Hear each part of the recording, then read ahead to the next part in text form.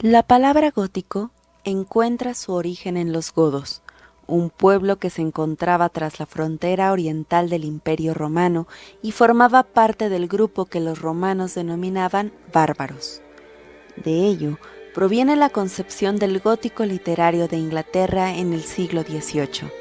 La importancia de mencionarlo radica en que en la actualidad se utiliza para aludir a los monstruos o espectros y la oscuridad, reduciendo así la grandeza de esta corriente. La sociedad se escandalizó con lo gótico, por lo que era fuente de fuertes críticas, ya que se le asociaba al morbo y a lo siniestro. Se le ligaba a palabras como superstición y barbarie, provenientes de la ignorancia, y esto se debe a que la Iglesia en la Edad Media introdujo a Dios como ser supremo con el fin de acotar el comportamiento humano. Implantó el miedo hacia el castigo divino junto con la idea de ser vigilado diariamente por una figura todopoderosa. A partir de estas ideas, la sociedad empieza a tener la necesidad de rendirle tributo a lo divino, e inspirados en los bosques catalogados como santuarios naturales, tratan de recrearlos a través de la arquitectura. Así surgen las catedrales góticas que apuntan hacia el cielo y generan una sensación de profunda espiritualidad y conexión con lo divino. En la Edad Media, la Iglesia rechazó la práctica de la ciencia y los ilustrados del siglo XVIII consideran ese periodo como oscurantismo intelectual. Por lo tanto, se empeñaron en darle un empuje a la razón, buscaron que hubiera un auge en la ciencia, las humanidades y el pensamiento filosófico.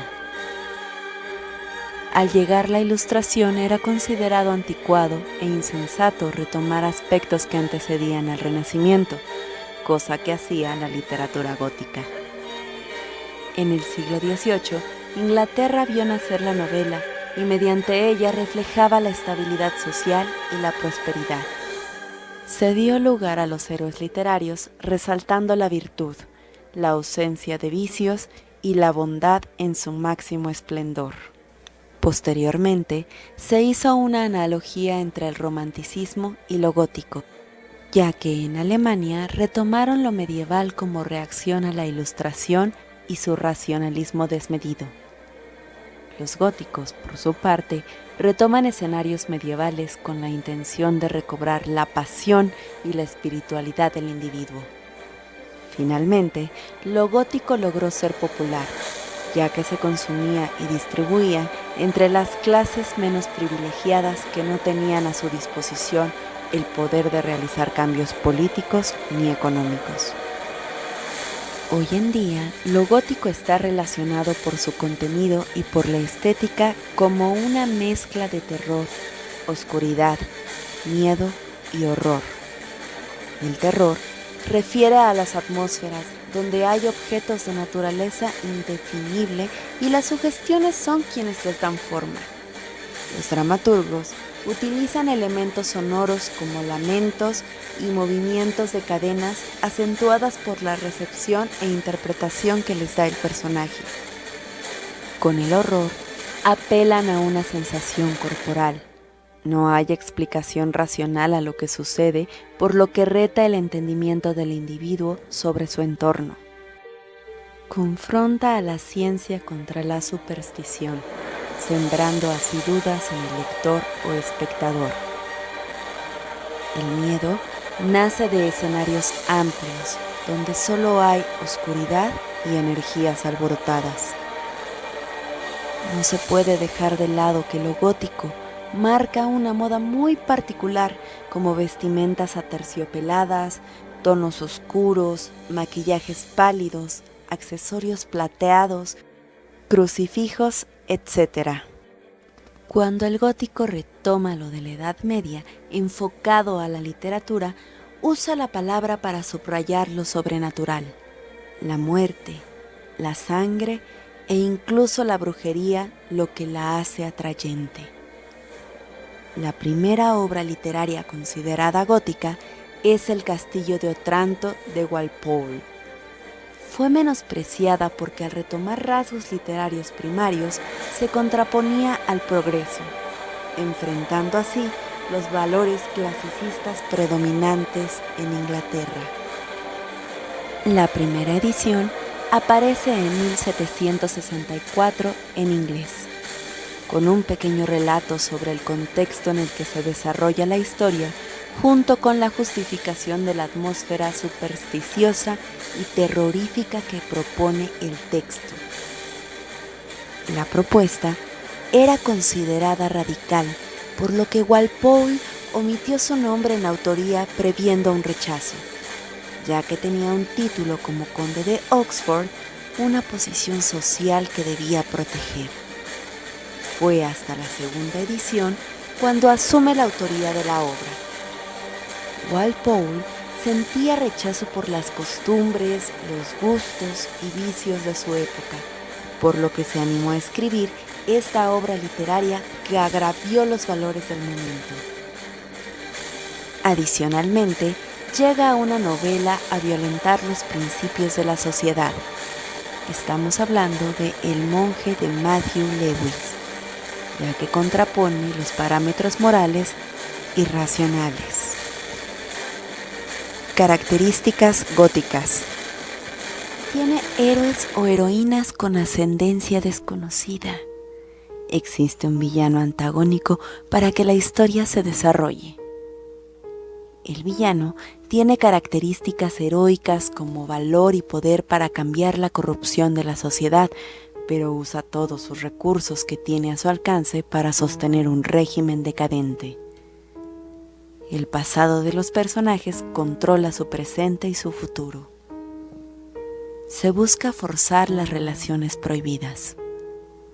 Se involucran de 2 a 3 doncellas las que están envueltas en el conflicto principal. Por lo menos una doncella ha fallecido o será víctima de asesinato. Uno de los temas centrales son las maldiciones familiares heredadas de generación en generación. Sus paisajes son nocturnos o claustrofóbicos, involucrando castillos fantasmales, precipicios, elevaciones montañosas, cavernas, calabozos, cámaras subterráneas, laberintos, pasadizos secretos, cementerios, puertas ocultas, mazmorras o prisiones, etc. Aluden a lo misterioso, moviéndose entre la delgada línea de la vida y la muerte a través de estatuas o retratos que hablan o se mueven. La claustrofobia es una de las maneras en que el protagonista experimenta el temor de estar ante lo que se tomó por superstición. También las heroínas se ven en lugares encerrados o recónditos, lo que genera angustia en el personaje y expectación en el lector o espectador. Inspiran grandiosidad u opresión debido a las ornamentaciones, la frialdad y fuerza que genera la arquitectura, intimidando al lector. La superstición se vuelve un tema importante y suele iniciarla un sirviente o algún personaje de bajo nivel intelectual.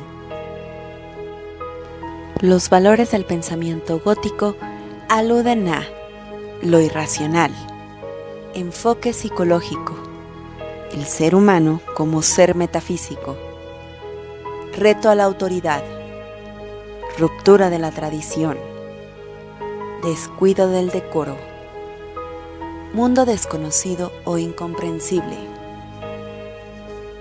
limitación. Las convenciones góticas: causa ancestral, cementerio, anticatolicismo, claustrofobia, el mal, doppelganger, sueños y pesadillas, prisiones y entrampamientos, sobrenatural, explicado o no explicado, castillo o casa encantada, exorcismo e incesto. Ahora hablemos del espectro del castillo. Esta obra fue significativa para el público inglés de finales del siglo XVIII. Fue escrita por Matthew Lewis y fue un drama exitoso como puesta en escena y como lectura. Fue presentada por primera vez en el Teatro Real Drury Lane el 14 de diciembre de 1797. En 1803 ya contaba con 11 ediciones. Desde el título se hace explícita la estética, las características y el contenido sobrenatural de los relatos góticos. Presenta un castillo como escenario que es emblemático de la época medieval. Con ello, alude a un siniestro, a una fortificación amenazante, con ambiente sombrío, largos corredores abovedados y solitarios. Representa un espacio opresivo, un pasado que necesita ser derrocado. Al leerla por primera vez, se puede entender que habla del amor, de las maneras virtuosas de actuar y cómo es que resultan triunfantes. Sin embargo, el gusto de los escritores góticos va más allá de eso. Incluyen aspectos incestuosos, de poderío y ambición, de usurpación e ímpetus sexuales. En esta obra, el incesto sale a relucir cuando Osmond manifiesta su deseo de casarse con su sobrina Ángela, sumando así el interés territorial, ya que al casarse con ella, su dominio sobre Gales quedaría consolidado.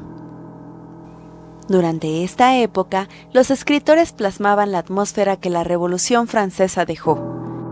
En lo gótico se hace alusión a ello con el movimiento de liberación, presentado a través de los escapes de sus personajes. Por ejemplo, cuando Percy salta por la ventana de la Torre Conway, las salidas de varios sirvientes por los pasadizos secretos, la liberación de Reginald después de varios años de encierro y finalmente la derrota de Osmond, con lo que no solo Ángela queda libre sino también Gales. El encierro se da en construcciones edificadas por una institución opresiva del mundo de la obra, lo que se puede comparar con la opresión política que desata la Revolución Francesa. El vicio es sentenciado por la virtud. Para demostrar que el crimen ocasiona el asedio constante de la conciencia, el autor llena de constantes remordimientos a Osmond a lo largo de toda la obra. Los efectos especiales ya no servían solo como algo espectacular, sino para enaltecer el triunfo de la virtud sobre el vicio. En la obra se enfatiza más con la rendición inmediata que Osmond tiene ante la manifestación de Evelina, clarificando así el poderío de lo divino sobre lo terrenal. Las convenciones que determinan que la obra es un melodrama son las siguientes. 1. Existe una persecución como el eje guía de la historia. Ángela es perseguida por Osmond y obliga a todos los demás personajes a tomar partido a favor o en contra de él. 2. Al final hay un reconocimiento. La obra lo plantea cuando Ángela es ayudada por la casualidad. Llega hasta donde está su padre y se suscita la tensión. La persecución mantiene el suspenso, pero el reconocimiento libera de ello bruscamente. 3. La fórmula es un opresor y una víctima. Un malvado poderoso, en este caso Osmond, que aplasta la debilidad y la virtud, representado por Ángela y Reginald, hasta que el cielo, o sea, Evelina, se inclina por el inocente y fulmina al culpable. 4. Los personajes ayudan a otorgar el género. Los héroes del gótico muestran rasgos de vicio y de virtud en uno solo. El personaje bondadoso es capaz de recurrir a algo tan impío como el asesinato. Y el villano o héroe villano es capaz de ser líder para una buena causa, pero decide emplear sus características para ejercer violencia. Un ejemplo de esto es Ángela, quien muestra que para conseguir la victoria de la virtud sobre el vicio es indispensable ejercer violencia al matar a Osmond. 5. El dramaturgo atentó contra la ideología de la Iglesia que se oponía a representar aspectos sobrenaturales y le desafió al introducir un personaje que por momentos se atreve a retar a estas figuras. 6. Evelina funciona melodramáticamente como la providencia a favor del bien. 7. Montley es el bufón con diálogos veraces, directos y sinceros. Representa la relación de diferencia y de subordinación, pero se puede ver que con Percy tiene una relación fraternal y de fidelidad. Esto despertaba la preocupación en algunos lectores porque temían que el nexo material fuera representado por la solidaridad, poniendo en riesgo su posición de superioridad, aunque para la mayoría solo era una crítica a las costumbres político-económicas del siglo XVIII. 8. Alice, por su parte, es el personaje supersticioso y hablador, con evidente tono cómico que equilibra la parte seria y angustiosa por la que atraviesan los demás personajes de la obra. 9. El padre Philip. Es vicioso y sus acciones contradicen los principios eclesiásticos que expresa, exponiendo sin sutileza la decadencia en una figura religiosa, rasgo completamente gótico. Respecto a su escenificación, se puede decir lo siguiente. El guión de El espectro del castillo es más corto que el publicado. Se redujeron los soliloquios, direcciones de escena y diálogos cómicos. La transición lumínica juega un papel importante, ya que propone iniciar con la puesta del sol, se llega a la luz de la luna y acaba en oscuridad y penumbra, lo que acentúa los efectos terroríficos y sublimes. Debido a la censura religiosa, la palabra aleluya fue sustituida por júbilo. El clímax se desarrolla en medio de la oscuridad por ser una mazmorra, alumbrada por una vela, y el momento tenso es aliviado al iluminar el escenario, propuesta que viene en las didascalias que el autor propone. Respecto a las convenciones góticas, resalta lo siguiente. En primer lugar, la usurpación que suele ser descubierta por un manuscrito y se resolvió en esta obra a través del personaje de Kenrick, que funge como cómplice arrepentido. Percy juega como una presencia disfrazada, al ponerse la armadura de Reginald y fingir ser su espectro, siendo a su vez algo sobrenatural explicado. Reginald es un personaje referenciado, debido a que está ausente gran parte de la obra, pero es indispensable para la tensión dramática final. Al no ser visto y en ocasiones solo escuchar su voz doliente y cavernosa, demandó un trazo escénico específico que contribuyó a generar expectación en el espectador. Evelina tiene presencia escénica distinguida, a pesar de no articular palabra por ser signo de su condición superior divina, es resaltada por el vestuario descrito en las acotaciones. La caracterización de los esclavos negros vestidos de terciopelo blanco causó un gran revuelo en la época por considerarse incongruente, a lo que el autor contestó que eso le daba una placentera variedad a los personajes. La música fue esencial. Puede pensarse que para las personalidades o los sentimientos de los protagonistas se insertaron tonadas específicas. El sonido del reloj propuesto en la obra anuncia el evento misterioso y la aparición de Evelina está ambientada con un coro angelical que da un carácter celestial y fantasmagórico, acentuado aún más por el acompañamiento de un órgano. La utilería responde a las convenciones góticas, como es el caso de las armas ensangrentadas que recuerdan la muerte o el sufrimiento físico y las espadas que funcionan como una amenaza constante. En cuanto a la escenografía, el dramaturgo recurre a lugares clásicos del gótico, como es el castillo, la cámara con puertas plegables, la mazmorra y la cabaña del pescador. Se puede decir que El espectro del castillo es un drama que en todos los sentidos deja ver sus implicaciones, ya que incluye la mayoría de las convenciones góticas.